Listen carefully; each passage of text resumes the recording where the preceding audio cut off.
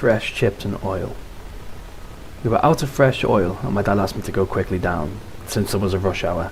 He leaned forward and whispered in my ear, "If the torch fails, throw a bottle of oil." He said nothing after that and simply pulled a flashlight out of his pocket and put it in my hands along with the key. My family consists of my sister and my father. My mother disappeared a year ago from the crypt. My sister barely comes out of her room, and my dad's not a very cheerful, happy man. As if his mind was washed clean with discomfort, anger and dread, I had been panic eating as a result to try and cope. My father is a farmer who likes to sell fresh chips and oil to the locals. They adore him and his products. While he makes the chips in front of the customers above ground, he keeps the machinery in an old crypt. The underground crypt belonging to a church that was shut down due to a string of murders, and the church was subsequently demolished. After a minute of thinking in my head, I made it to the front. The hairs on my body stood up as I gulped. I took a step back and got nauseous. It felt like an oppressive force was trying to swallow me whole. I took a deep breath and clenched the key I had to the crypt hard. I bit my lip and opened the door. The stench of rot, blood, dust and other foul smells hit me in the face like a gust of wind. I cupped my hands over my mouth as my cheeks puffed out. Once I calmed down, I made my slow descent. I shined the area with the flashlight my father had given me before. The ray of protection I had was faint and overcome by the darkness. I would only be able to see a few feet away, not even. I looked out for cobwebs and spiders, yet I found none, not even an ant or a bug. I felt my hand against the damp, cold stone walls of the crypt. At the bottom of the stairs, I slowly scanned the area and peeked around the corners. It was cold and lifeless. I walked through the series of halls, the glowing torch lighting my way to the main hub. I heard scratching from many areas. I stopped silently, not uttering a word. I gripped my flashlight and slowly took steps down from the gloomy corridor. I made it inside to the main lobby area. It was massive and open. There were around 50 or more pillars dotted around the room, but it was dark, so dark. The only relief I had was the torches lining each pillar. Before I could walk over the machinery, on the left I checked the darkness. On the ground was a pile of glass shards and a broken torch. My body shook lightly as I tried to keep myself together. I ran and grabbed a sack of fresh oil bottles. The clacking inside me made me even more tense as my flight response kicked in. Before I could turn, I heard quick stepping.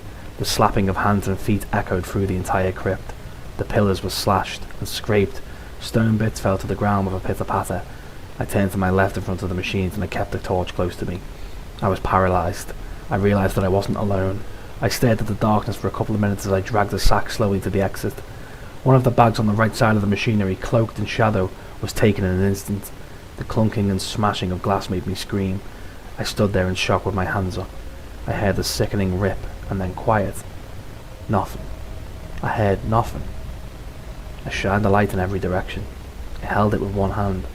I looked more and more excessively. My mind conjured every possible scenario where something could come and get me. Maybe from behind me. Maybe from the pillar. But then it happened. I heard a crash and the torch at the far right went out. Then another. Then another. It kept going until I could see two piercing white orbs inside the darkness. Little dots amongst the massive shadow that consumed me in the room. I tipped and tapped in the darkness. I held the torch in my hand and swung it. I heard a light whimper, followed by the sound of crawling backwards. I started to run out of there. A multitude of glass bottles came out of the darkness and hit the doorway, shattering. Thousands of jagged, glimmering shards rained down on me. I shielded my eyes with my only open hand and I turned back. The white eyes were close. The eyes rose until I had to lean my head back to look upwards, until the ceiling shook, releasing some dirt and dust from the cracks in the ceiling. My eyes shook rapidly as if I was sleeping, the foggy shine of the little stars glaring on me from within the dark. It watched my every move. I felt a gust of wind. All the torches were out, including the one in my hand. I paused in disbelief and blew on it, hoping it would start again, but to no avail. I heard a voice from the darkness. "Hutchard! Hutchard! Come here, boy!" It boomed and echoed, causing me to cover my ears. I heard jingling down the hall. Hutchard came to me and started licking me happily. I felt relieved and got up. Hutchard growled at the growing eyes. It didn't even matter what it looked like. My dog, Hutchard, was brave as could be. But it was just for a moment, I swear. It was just one split second. A massive pale hand with pointed fingers grabbed Hutchard and pulled him into the darkness. The screams and whimpers of my dog were soon replaced with crunching. The eyes glowing with the darkness still remained, the silence being broken by a sloshy dripping that made my blood curdle. My body sweated as the goosebumps arrived on my skin. I weakly shined my flashlight at the area, and my heart started pounding.